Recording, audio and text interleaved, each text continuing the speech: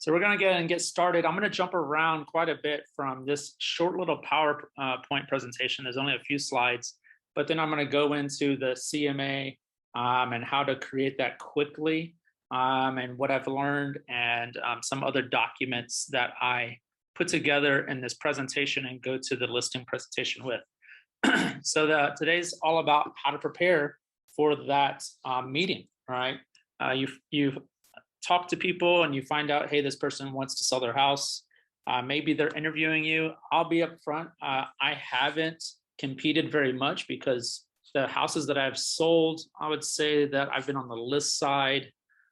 I don't even know my numbers. I probably should, but let's just say that I've done 24 deals. I think it's more than that. I've probably been on the list side 6 to 8 times or so, maybe more. I don't know. I have to look at those numbers. But one of them I competed with, but the other one, they're pretty much all sphere of influence, and they're probably going to use me anyways. But this is good to have, and it makes you look way more prepared and makes you the professional, right, in the situation. If you have any questions as we go throughout, please interject. I don't mind that, and let me know.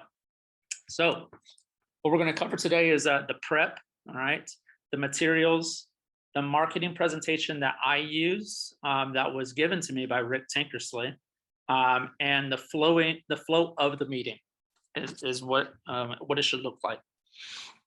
Excuse me. The prep work, right? We're going to go over this in a little bit in detail, but the CMA, right? And what I also do is the CMA summary. The CMA summary is just numbers for your analytical people. They're just going to look at numbers, days on market. We'll talk all the details in a second when we see it. And then the CMA is kind of a 8-page colorful packet that appeases those people that like to look at pictures, right? So you want to make sure that you have those things ready to go. Honestly, pretty quick. I'm going to do one very quickly for you here in a little bit. The listing documents. All right. I always show up with a folder, right? It's an EXP branded folder, has my card kind of stuck in there, right? Nice and neat. And it has all these different documents that I'm going to share with you. So I hand that off to them and they take away something from our meeting. All right. To me, it's professional. All right. And it looks nice. It's a good presentation. The other one is a net sheet. I'm going to share that with you, and I can share that document with you if you don't have one. Shane Tokum sent me this one, even though it's Alamo title on it, but it works well. You plug in numbers and it spits out the number at the bottom. It's really cool. You want to know going into the meeting how much your client owes on the house, right? And you just simply ask them that. You might feel a little uncomfortable asking that, but you need to know. Sometimes they'll say, "Oh, I own it, free and clear." Great, awesome. You'll put a 0 there. I had a terrible incident where I was going through the presentation. We went through everything. Everything was great. We sold the house. Come closing time, they were looking at their final documents, and they ended up having to pay like $40,000 to get out of the house because they still owed. And it was a shock to not only me, but a shock to the seller. He wasn't really upset at me. He was just disappointed in the situation. And it was simply because I forgot to provide the net sheet. All right. I should have done my homework up front. And I'm telling you, that was one of the sickest feelings I've had in this business of going, man, I feel terrible. To my defense, I will say that I went over the price that we were going to list it. I went over how much commission it was going to be. You would think that somebody that owns a house knows approximately how much they owe on the house, and they look at those numbers and they go, okay, this is what I'm going to take away. But it was my fault that I didn't provide the net sheet. I'll never make that mistake again. And you won't either after hearing that story, because that was a crappy moment. So we'll prepare the net sheet and then your marketing presentation, which I'll share with you here in a second. All right. Let me get this out of the way. The materials, seller's packet, right? So the selling process is I'll show that in a second. And then that will be a piece of paper printed off in the seller's packet in that folder that I spoke about. And the listing agreement, all right? The seller's disclosure, the IABS, the CMA summary, and the net sheet is all going to go in that folder. And it's really not that many papers. I'm going to share those with you right now, actually. So let's go look at the selling process. So this is after we've toured the property, all right, after we've kind of interviewed the client and kind of seen where they stand and what they're looking to do and how soon they want to move. Then I start going through my packet that I'm giving them. And it starts with meeting with the real estate professional. We're on step one here, right? And we're trying to get all the way around to closing. But the next step is to establish a price, which we'll get to in a second, all right? And some of these people have sold a house before. Most of the time they have, all right? But you kind of just want to quickly go over this and kind of refresh their memory of the process, right? And then we're going to prepare the home, make sure it's nice and clean. We'll talk about that. Hey, we're going to have, we're going to list the house on Thursday. And then, so we need to have pictures done by Tuesday at the latest. Can you make sure that your house is clean and ready to present by Monday? All right. So that we could take great professional photography. So we kind of back that up and make sure that they understand all that. And of course, making sure that during the showing process, it stays nice and clean and tidy. We're going to list it for sale, obviously. Say on Thursday, it's going to go live. All right. And then we're going to get offers and we're going to negotiate. All right. And talk about that process. And obviously, when we get the offers, right now, we may get multiples. We'll sit down at a time that's best for your client to discuss the difference in each offer. And if we need to negotiate terms, we can go back and talk about that. Then we go under contract. What should they expect once they have accepted a contract and now they're under contract? Well, you should let them know that more than likely there will be an inspection and there will be a drawing a blank. What's that time period at the very beginning of the contract? What option period? Excuse me, there it is. The option period, will be 5 to 10 days. They could back out for whatever reason. You don't want to scare them, but you also want to be upfront and honest, right, with process. Once we get through the option period, then you talk to them about, hey, it's really in the hands of the lender and the buyer, making sure that they finish that process, and then we get to closing. All right, so there's a little bit more details in all of that, but we kind of go through that and talk about what that looks like. All right. I also talk about the listing agreement. All right, so we're going to pull that up here. This is back in zip forms. I have a residential listing packet and a residential buyer's packet. If you don't have these set up with the correct documents, Colin, I don't think you're set up. We'll set up a time individually to get you set up on that, just so that they're ready to go when the time comes. All right. But the listing packet that I have here has all of my documents for the listing.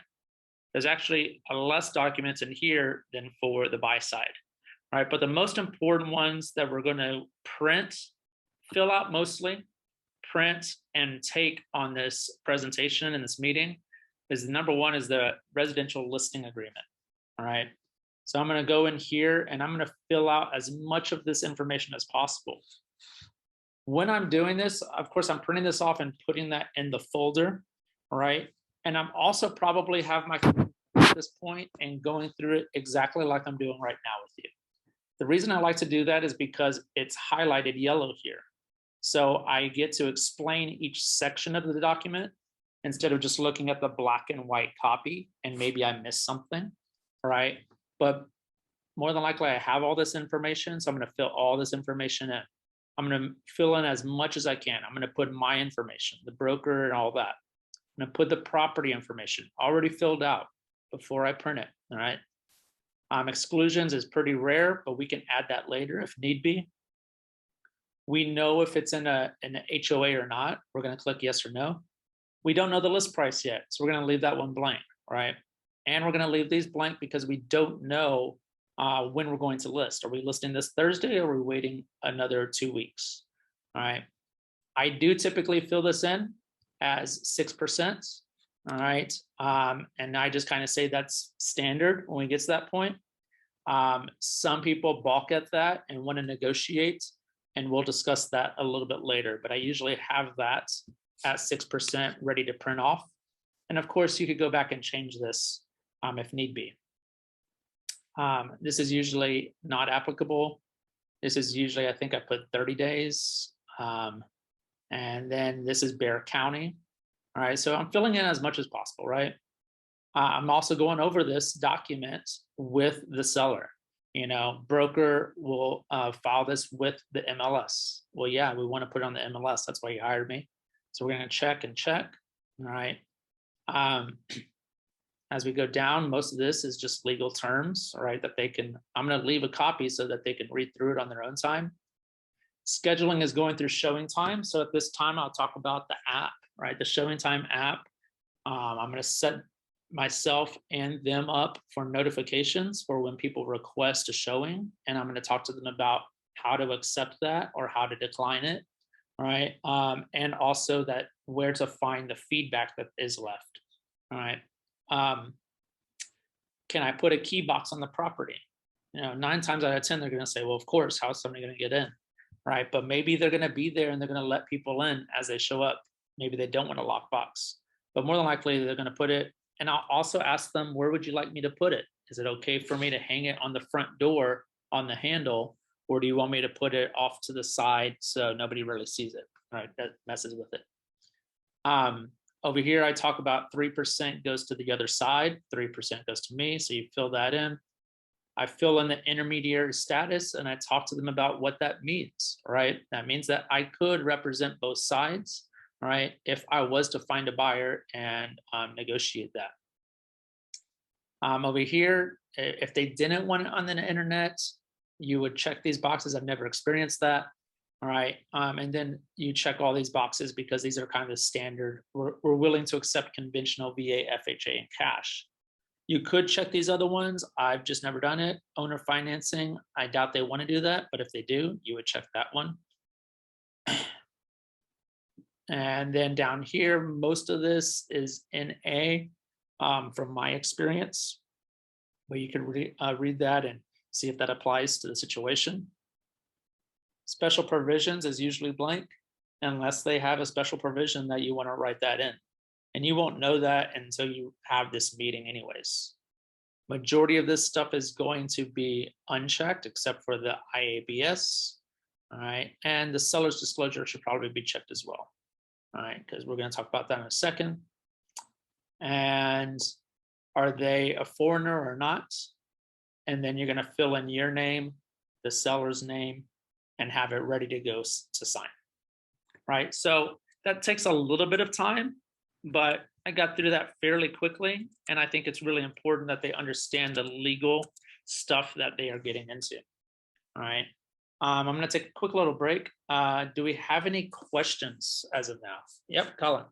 So for special provisions, I know learning that it said that we shouldn't put anything unless we have a lawyer because it could change the legal understanding of the document. So what I've been told about special provisions is 99% of the time there is a addendum that you can attach to the contract that already covers pretty much everything, right? So it's very rare. If you know that there's a situation, I can't even come up with the possibility. Mark, do you have any experience with that? Why you would put something in the special provisions? Yeah, sometimes there's just a unique thing in that, and a lot of times it's just a little thing in that particular contract where they're like, I've had it come up several times when I was doing real estate actively, and it was something like this certain thing has to happen first before we can move forward. You know, it's just very unique to that particular seller or buyer. And it was like you said, it would just happen to fall outside of everything that has an addendum. So I don't know. I'm trying to think of an example of, you know, something in the process for that particular seller or whatever that wasn't a repair. And as I'm sitting here, I can't think of what it was. But I've actually had it happen quite a few times. So You know, there are moments, but usually you should get it approved by an attorney either way. I Yeah. just go to the broker. I mean, my first call is always just, you know, go to Rick and ask. Yeah, no, for sure. Cool. I don't know if that was helpful. Yeah. So the next one we're going to talk about is the seller's disclosure. This one is a little bit more to the point, and I don't fill this out except for the bare minimum, right? The property address I'm going to put up here. All right, and then everything else I'm going to leave blank. And I don't like to send this electronically because when you do, you have like all these little check boxes back and forth. All right, I usually leave this as a printed copy. All right, and I kind of go over not all of it, but I'm like, you're just going to check off yes, no, or unknown. All right, is there wiring for cable television? Yes. If you don't know, click unknown. You know, and you just go through that. And is the central AC electric or gas? How many units do you have? You know, so you kind of quickly explain that to them, and you point out that they are to initial each page on the seller side. It's a 6-page document, all right, and fill out to the best of their ability, all right, and as far as they know, all right. So we discuss that, and I say I'm going to leave this with you, and I'm going to pick it up, but I am going to need this filled out before we list the house. All right, so let's say it's next Thursday. I'm gonna need this document on Tuesday when we do pictures. Can you please leave it so I can pick it up and upload it ready for the listing? All right, so we have that ready to go, and the documents on the listing. That's in the seller's packet. All right, the IABS, I'm sure you've probably seen that. It's a 1-page, real simple, kind of explains everything. What a broker is, what a sales agent is, etc. This is standard, has all of the license numbers of everybody, and they just initial and date it. I leave a copy with them, but I also, what I tell them, and some people are against this, they want a signature right then and there, but I usually say, hey, I'm going to send all of these documents to you electronically so we could do electronic signatures. Are you okay with that? If they're not, or if, you know, maybe they're a little bit older and they struggle with computers and technology, maybe I will lean towards, hey, can you sign this right here? And have that signature ready to go. All right, so that's the IABS, that's in the seller's packet as well. And then of course the CMA summary, and the net sheet. All right, so let's see how good I am at this. We're gonna use this right here. I've done one, 15803 Blue Creek Street. So let's say you know the address, and that's really all you know. You know the client's name, phone number, email, and you know the address. All right, so 15803 Blue Creek Street. Type that in here, Blue Creek Street. And it's in the MLS, right? And it sold a while ago, but at least it gives me the information of the particular property, all right, when it sold back in 2014. And I'm not really concerned with any of this information except for the subdivision, all right? So what I'm going to do is I'm running comps here, all right? I'm trying to find out what's the best looking comps here and what are houses selling for in their neighborhood. So Hidden Forest and Hidden Forest 1 NE. So I'm going to create another window here, and I am going to go to the search. And I am going to go down to subdivision, and I'm going to go down. I know this is a little quick, but remember it's recording, so you can jump ahead to this if you need to review. But I'm going to click Hidden Forest and Hidden Forest 1 NE. All right, and that's what it's only going to search that neighborhood. I like to see what's active because I want to see what the competition is. All right. I also like to see what's under contract, what is pending, and obviously I want to see what's sold. All right. So I'm going to leave all those open. All right. And then I'm going to go back 6 months. I like to start there. And if it's too many properties, then I'll go down to 3 months. All right. But we're going to count, and it's going to be 32 properties. So now I'm going to review those properties. remember at this point, I'm trying to figure out how much houses are selling in that neighborhood. I don't really know the condition of their house. Have they upgraded everything? Have they not? I'm just looking for price. So we get this, all right, but this changed my life like 6 months ago. If you do this drop down menu right here, there's a CMA summary. And Colin, I know you're in DFW and it's different, but I'm sure there's a way in your MLS that you could do this as well. When I hit CMA summary, it gives me this awesome stats all lined up perfectly ready to go without even having to click anything. All right. So it tells me right now there's 4 properties for sale in those neighborhoods. All right. It tells me the list price. It tells me the days on market. It tells me the square footage of each house, the address, the MLS number. It also, right below that, tells me the high, the low, the average, and the median. All right. So this is a lot of great information that I could immediately grab a hold of, all right, and work with. Same thing with the pendings. So these are past the option period. They're going to be closing soon, the list price, etc. And then here's all of the solds, right? Same idea, same thing. So what do? I simply create a PDF of this. I just download it, and it's a little 2-pager. And I simply print that off, and that information goes into that packet. All right, because there's a lot of people that love numbers, including myself. So you have that ready to go. And what you can also do is you can click this button and check all of them. All right, and you can email this directly to them even beforehand. All right, and the cool thing about that is it'll pull up in an email similar to this, and they can click on the MLS number and start looking at pictures and those listings, right, to start comparing themselves to these other houses that are listed. All right. So I like to do that as well, just so that they hopefully look at it. Maybe they will, maybe they won't, but and then they have an idea of like, wow, that house is priced really high. Let's see why. Right. And they can kind of compare. Pictures speak 1,000 words, right? So that's really cool. And then what I do from here, so that's the CMA summary. I also want to create the CMA packet. All right, so I know going back to their house, it is 2747 square footage. All right, so all I'm doing is I'm looking for similar square footage as close as possible.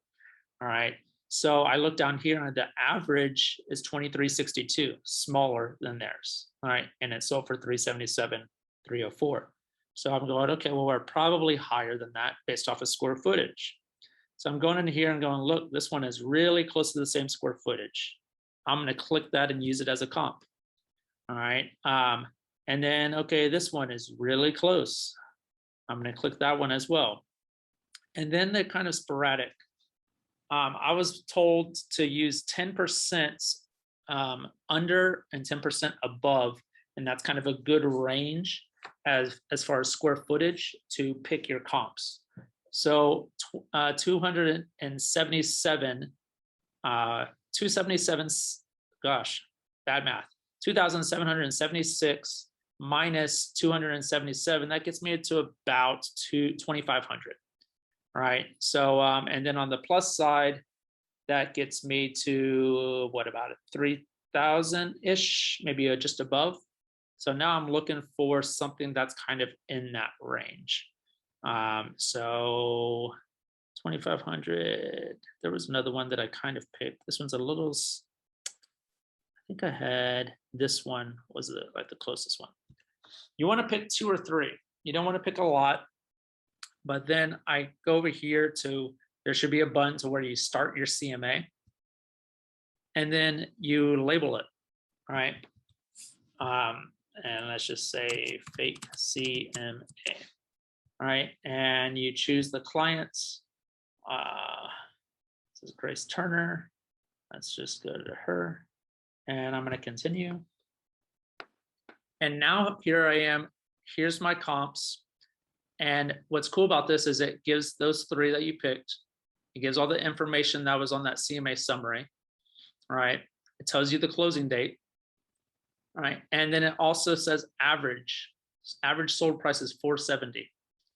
All right, and what I do is I take 470 divided by 2796. So there's a little bit of math involved in here.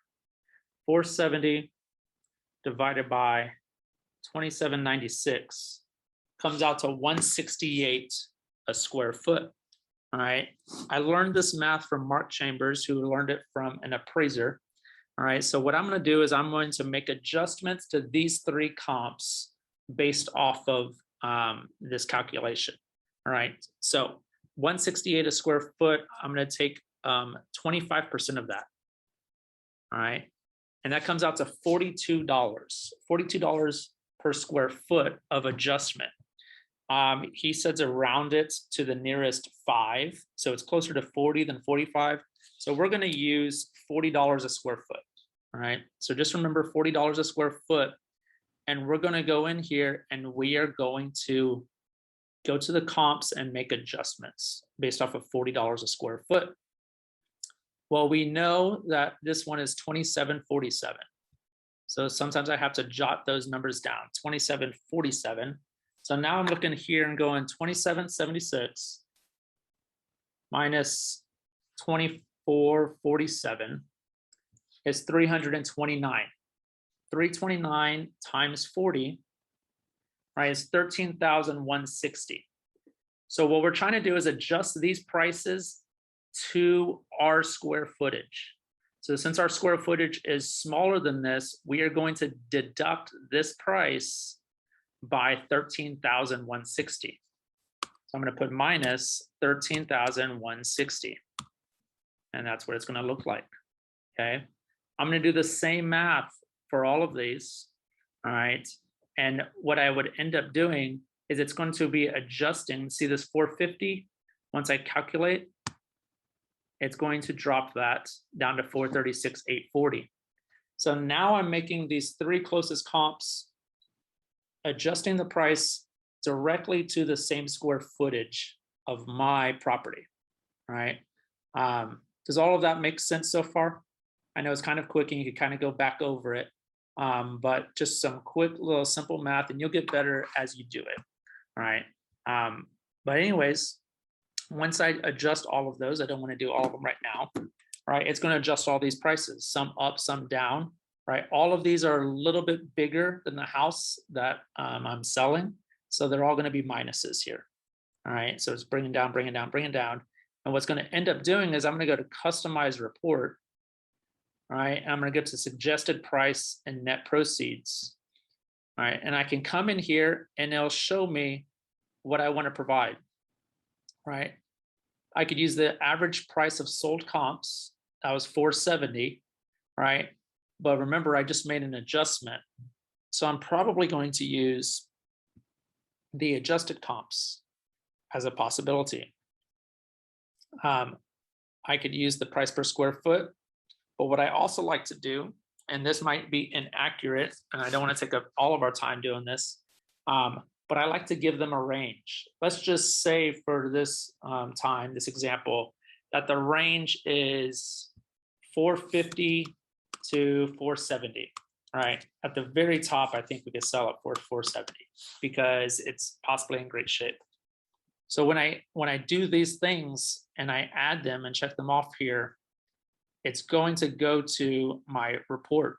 So I click generate report and it's going to have, you know, like a professional looking thing. If I had this subject property, it would be right there. It's going to have the statistics that we originally looked at. It's going to have this screen, you know, with pretty pictures and the adjustments. So I point that out. This is how I adjusted because I didn't know anything about your house. All I knew was the square footage in the neighborhood. All right, so that's all I've based it off of. So this number isn't final. It just gets me in a really close ballpark. Right. Well, one of these is not even in the same spot. So obviously I'd have to go back and adjust it. It shows them where they're located. All right. And then here it tells them the prices that I selected. All right. So now I can give them a range as to what we're working with. And there's a little bit more detail to that, but that's the gist of it. And when I've got this looking good, I would download it as a PDF and I'd print it out and I'd put it in my packet. Right. So that's the general idea of the CMA and CMA summary. All right. You could go into a little bit more depth on that. And then the net sheet. So let's just, yep. It looks like it's my time. I gotta jet out of here. So Okay. I came on for my my quiz question. Yeah, your one question. Hey, thanks again for doing these each week. Yeah, Because sure. a lot of these, I mean, these are really awesome reminders for me, even though I'm not actively listing right now. It's really cool that you do these every week. So hope we get more people back on from the group. My answer would be I would spend 1 hour a day making phone calls. And the reason why I chose that instead of like database, which was one other thing I thought of, is because when I say I'm going to make 1 hour of phone calls, it makes me start asking the question, well, who am I going to call and how am I going to organize that? And if I know I have to take an hour and make those calls, I feel like I at least start the process of answering those questions, and a year later, like all of that stuff is figured out. And I feel like that's the key, is actually just picking up the phone and connecting with people. And that's, I think, what a lot of people hesitate to do. So.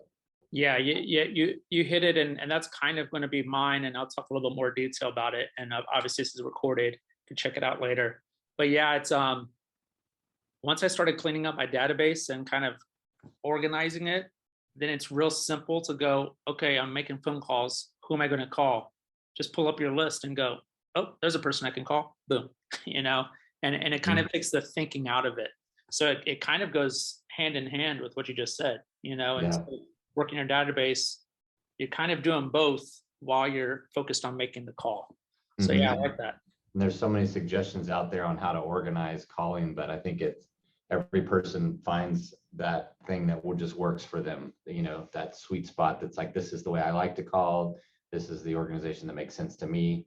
So I think that's important, that people feel the freedom to adjust it and make it that, because it's really is you just reach out and talk to people. It doesn't really matter really how that happens. Yeah, absolutely. It's funny. I made a couple comments on Facebook today, and it started a little conversation. Was it about real estate? No, but they know that I'm in real estate, and it was staying in contact. Well, cool. Well, thanks again. I'll catch you later. Yeah, nice sounds to see great, you, Colin. man. Thanks for being here. All right, bye. I'll see it.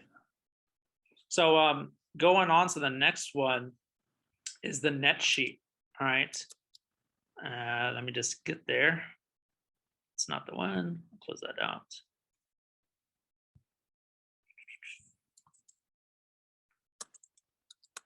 Oh, it's here somewhere. Oh, there it is. So the net sheet looks like this, and I could share this with you, and it's already plugged in. And these numbers, and I tell them, are very close. They're not 100% accurate. All right, but you can see in here that the commission's already there. But all you do pretty much do is say, okay, look, we're going to sell your house for $450. Okay, today's the 14th of October. Let's say we close in 1 month, right? Let's just, because that matters when in the calculations, it'll adjust. You just saw it adjust the prorated taxes for the year, right? And let's say they owe $100,000. All right, that's all they have. So it's going to make adjustments down at the bottom. You do want to look up their property taxes. You can look that up on the county appraisal district. So ours is Bear County Appraisal District. It could be Comal Appraisal District, or whatever. I think it's Tarrant up there. So you would look up the property in there, and it'll tell you what the taxes are. So you'd plug in that number. Let's just say it's that, right? And you come scrolling down here, and it will tell you all of the fees, and at the bottom it'll tell you how much they're making, right? How much they're going to be taking home after all of the fees. All right, so these numbers seem a little bit off. I'm guessing it says 21.6. Let's do some quick numbers. 450 at 6%. It's 27. All right, which this one's right. It's probably because I've adjusted these as I've adjusted my commission. So I always just make sure that this is correct. All right. and now it is $27,000 in commission. So we're not hiding it. I don't really highlight it and go, oh my God, $27,000, and start freaking them out. What I highlight is the big yellow highlight, right? I go, hey, if we sell your house at 450, you owe this much. These are your taxes. You're going to be taking home $310,000 approximately. Are you okay? Or does that sound good to you? And of course, most of the time, depending on the numbers, they're like, yeah, that sounds great. Okay. So by them looking at this, they usually don't even look at this. All right. So now there are some people that want to negotiate from the beginning, and we'll talk about that in a second. But this is a great tool. So I'll actually print this off. And this could change because in our discussion, we realized our house is in bad shape and we have to price it accordingly. All right. Or it's in great shape and it's the best looking house in the whole neighborhood that's sold in the past 6 months, and we might go higher. All right. So then you just simply change that, but you give them, I gave that range of 450 to 470. This is on the bottom end of that range. So maybe I print it off there. Right. And go, you're going to be making approximately this much money. So that's the things that are going into the seller's packet. It's probably about 15 pages or so total. All right. And it's a nice presentation to give. Any questions so far? I have one question in regards to the CMA summary. I was a bit confused as why, maybe it's just appraisal stuff, why you do 25% and not the actual square footage as a whole. That's a darn good question. And I don't know. I was just taught that way. I was taught to do that. There is a 4-page handout that was given to me by Mark Chambers. It was a training that he went to. And supposedly that's the exact process that appraisers use. Okay. Right? So I can send that to you when we're done here, and you can look at that. And it goes into more adjustments, right?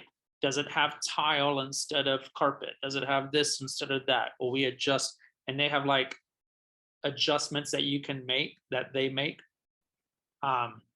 But I don't usually go into that great of detail because really it boils down to price per square foot. All right, price per square foot is what it usually comes down to. Then you can make minor adjustments if need be. But I don't know the exact answer, but that was taught by an appraiser who taught Mark and who taught me. So that's what I do. So hasn't really steered me wrong yet. Okay. So the marketing strategies, the marketing presentation. All right, I think I have that. Here it is. So this was, I can share this with you as well. This was Rick Tankersley. He created this, and as you can see, it still has the old EXP. So I probably need to go in and tweak this. But it's a great little 16-page packet. I have it in a PDF form and I put it on my iPad, and I usually bring that to the listing appointment, and I just go through each slide real quick, and which I'm about to do right here. All right, so this is how to get your home sold. This is what I'm going to do. First thing kind of talks about who EXP is, just an introduction. EXP is, have you heard of us? No, well, you should, because we're the second highest producing company in San Antonio. Then we go on to the next thing. Where do most consumers find their home? The internet, right? And pictures are super important, which we'll get to in a second, because they're probably going to see it on the internet before they drive past your home. Your agent is super important, right? And then the sign, etc., and all these other things. Strategy 1 is the internet, right? So we're going to, when we list it, with EXP myself, it's going to go out to all of these different websites. All right. Well, you don't have to tell them that it does that automatically. You just show them this slide and go, wow, that's pretty awesome. It's everywhere. All right. Well, guess what? You put something on the MLS, it is everywhere. But you look great when you show this type of thing and kind of talk about that. Right. Number 2 is attention grabbing signage, right? So here's a picture of my sign, compared to just a little sign in the ground, right? My sign stands out. It's big, it's clear, right? It has a text code at the bottom for photos and details, right? Has all these things. This sign looks better. Don't you want, Mr. Seller, don't you want this sign in your yard and instead of another one? And my signage is, I do open houses, and we'll talk about that in a second. But, signs catch the eye.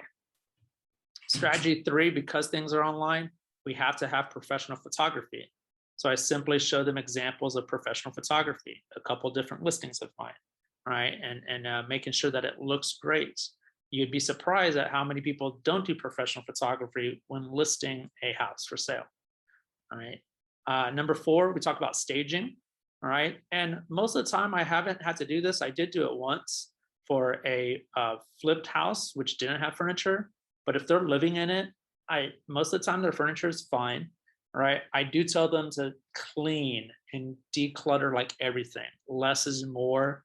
All right. But as far as like the furniture having to be replaced, most of the time it's fine. It just needs to be all cleaned up, right? It needs to be presentable as if you're walking into a model home at a new build community. But we can do virtual staging, right? There's companies that I can hire to do that, or I can do light staging, and have some stuff. And again, my buddy Mark Chambers has some stuff that I can use. On top of photos is videos, right? Big presence on YouTube. So I do a video and a virtual tour, all right? And I have this link ready to go. And when I click on it, it shows them an example of what one of my videos looks like. I'm obviously not going to play the whole thing for them, all right? And of course, the internet's going to go slow. But, these are the type of videos that I do for my clients. We talk a little bit about it, makes it pop, makes it this and that, etc. All right, so that's one of the things we talk about. And of course, like, oh yeah, that looks good, nice. All right, and then strategy number 6 is social media. I have a big presence on Facebook, Instagram, a lot of followers on LinkedIn, etc.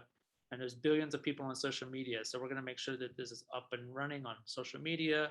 We're going to pay for Facebook ads to get it out to even more people. We're going to do squeeze pages and make sure that everybody out there is seeing it. I also got this award in my first year. I talk about that. It's pretty cool. So you can take this and change it, obviously, but kind of cool going, oh, wow, you're top 20 in this list of social media. That's pretty cool.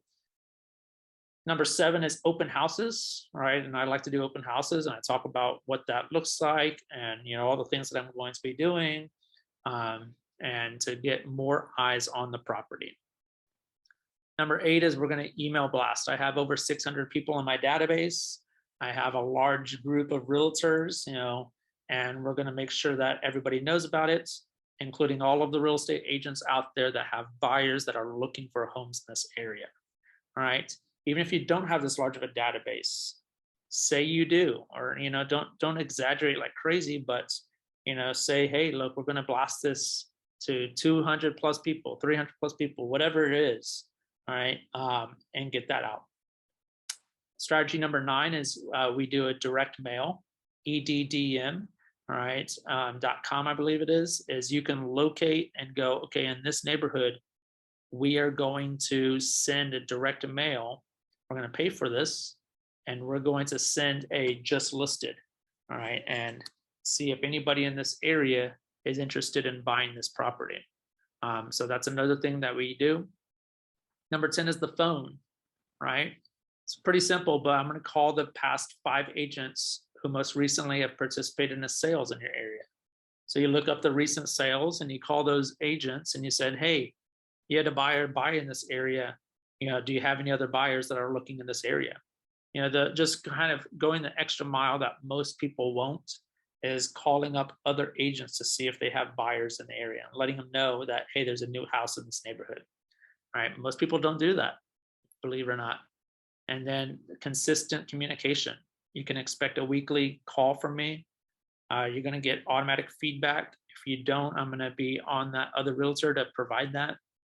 You're going to you're going to be on the MLS and knowing when other properties in your neighborhood come up for sale, going all over all these type of things. All right, we're going to review the pricing weekly and see if we need to make changes. And then, of course, my contact information. I'm here for you. All right, so that is the marketing presentation that I provide. All right. I don't usually copy that because obviously it's a lot of ink and color and all that, but I will send it to them in an email. All right. And as a PDF form so they can go over it and review that. And then the last thing I wanted to cover was the flow of the presentation. What does this look like? So when you show up, right, you're going to tour the property. Obviously, you're going to introduce yourself, thank them for allowing you to be there. And you're going to ask them before you even sit down and talk numbers or anything. You're going to say, hey, do you mind showing me around the house? I'd like to see what you've done with the place. And you are taking mental notes or physical notes about the condition of the home. Is it dirty? Does it need cleaning? Are there repairs needing to be done? All those type of things are going to affect the price, right? So you're kind of taking note of it. You're also asking them to point out anything that has been changed or upgraded or any updates that they've made to the house. Maybe they added on the deck or whatever it is. And those are things that you want to note so you can highlight those things, right, in your write-up for listing the house. Once you're done with that, you're going to sit down at the table and discuss pretty much everything we've gone over, right? You're going to interview the seller, why are you moving? Where are you going? You probably already know these things, but if you don't, it's a good time to ask. What's their motivation? Are they looking to get out of here quick, or are they just kind of considering selling their house? All right. So we want to know the timeline. All right. At that time, you're going to go over the seller's packet, all this stuff that we talked about. All right. You're going to open up the packet. I've prepared this packet for you, seller. I like to go over some of this information just so that we're on the same page. Sound great? Great. And then you go through that selling process, that wheel that we talked about. All right. And if they've already done it, you kind of go through it quickly. I would like to review this listing agreement, kind of talk about the terms that we're looking at. I'd like to go over the seller's disclosure, etc. All right. Sometimes I don't get directly into the CMA. So we just went over the seller's packet, and then I present the marketing presentation, right? What we just reviewed, right, in that PDF. Sometimes I do this, sometimes I don't. It just depends. One of my first listings was like, what he asked me straight up, what are you going to do to market my house? Like, well, boom, this is what I got, and I showed him that, and I went through it and explained. All right, so but sometimes they just want to know, okay, great, everything sounds great. Well, how much do you think we could sell the house for? So I might skip this and just go directly to the CMA because they want the bottom line and want to know what the numbers are. All right. And then if I decide to present it, I do. And then I go over the CMA and decide on the price. All right. So when I go over the CMA, all right, obviously I have it printed off, that CMA summary and CMA. Here we go. Let me get out of this real quick.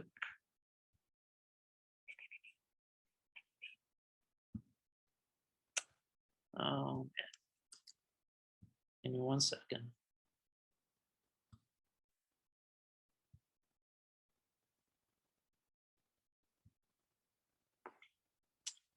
Well, anyways, I'll go over the CMA summary. All right, and I can pull it up real quick.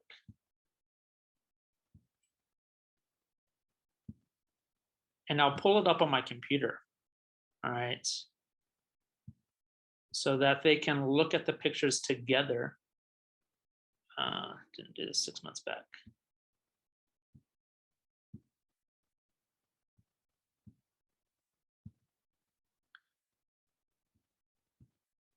So when we start talking about price, I show them the packet, right? And I say, here's the range, and let me explain why. And I'll literally turn the computer and show them this, and go down and go, look, you have 4 houses that are your competition right now. When we come on tomorrow, we're going to be the 5th house. And you can see that this one's been on the market 6 days, 26, 20, 29. So my prediction based off of this and looking at these numbers as well is going right now, these are the active ones. It's probably going to take, 20 to 30 days to sell your house, hopefully sooner, right? And we can go down here at the solds and go, look, these went really quick, all right? But as far as the active ones right now, it's 20 to 30 days approximately, right? And it'll tell you right here, days on market, 33, right? Days on market, 20. So I was pretty decent guess right there, 20 and 30. So anyways, we'll go over that and we'll go, how do these houses compare? What do they look like? We can click on each one of these and look at pictures and go, oh gosh, no wonder it's priced so low. Nope, your house, oh my goodness. A perfect example, and I know it's, but look at this picture.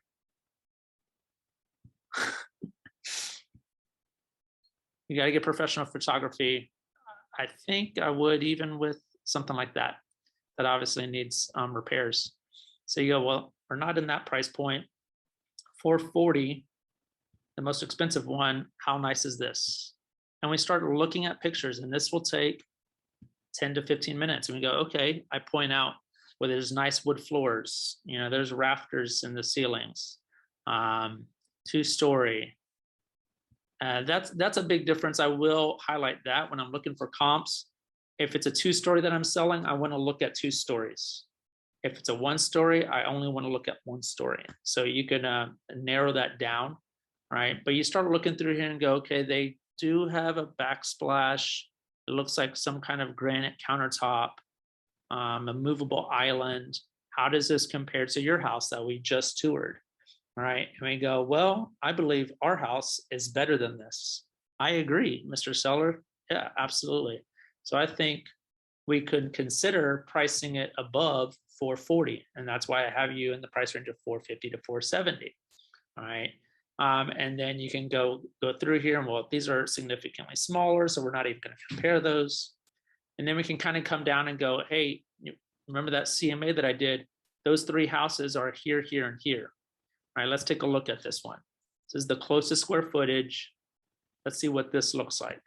So what I'm doing here is showing them pictures and having them say if it's better or worse or on par with their house.